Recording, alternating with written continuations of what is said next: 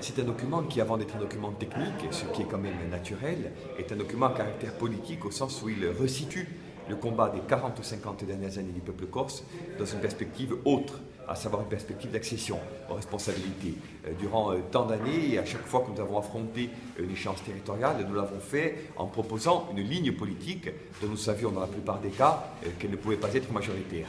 Cette fois-ci, c'est un cas de figure complètement inédit, puisque nous proposons des options que nous voulons appliquer dès le mois prochain en étant avec d'autres et dans une logique de contrat de mandature et de plateforme programmatique aux responsabilités.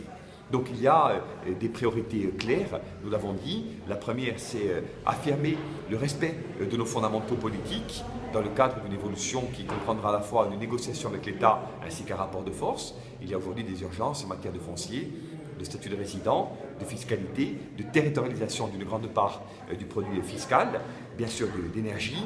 Il y a l'application du PADUC avec un certain nombre de choses que nous voulons reprendre. Il y a naturellement la question de la collectivité unique qui va monter en charge.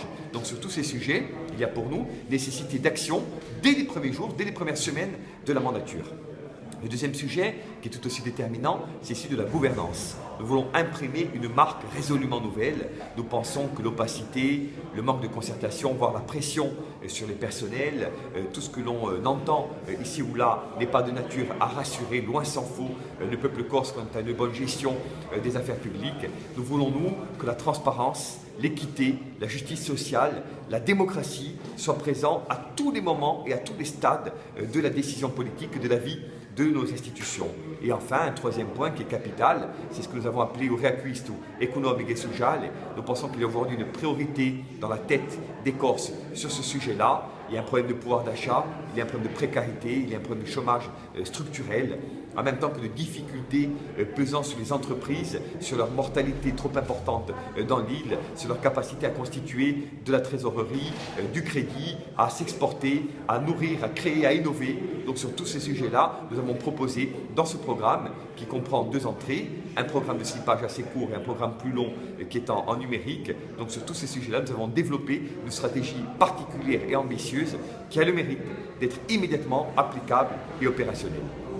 La Corse a vécu pendant des décennies sur des modèles de société anachroniques, marqués dans les années 70-80 par la fraude électorale, le clientélisme exacerbé, la corruption, la volonté inextinguible de conserver le pouvoir, pour ceux qui le détenaient. Tout ceci nous a fait rater le train de la modernité et pendant 20 ans, nous avons vécu au rythme des difficultés jusqu'à ce que les nationalistes parviennent à imposer démocratiquement un certain nombre d'évolutions, de statuts particuliers, de mutations institutionnelles, etc.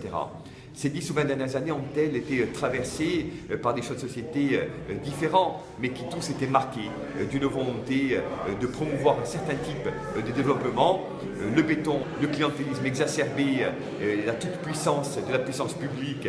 Nous pensons donc qu'il faut promouvoir naturellement une voie résolument inédite, qui soit une voie conforme avec les intérêts fondamentaux du peuple corse, qui soit une voie qui préserve les revendications fondamentales et qui les mette en perspective et que nous avons défendues durant des décennies et qui en même temps s'ouvre à la modernité économique en termes d'économie de la connaissance, de créativité, d'innovation, de recherche et développement, de transfert de technologie, de croissance verte, de croissance liée aux énergies renouvelables. Il y a un schéma extraordinaire que nous voulons maintenant mettre en œuvre en étant en responsabilité pour notre pays.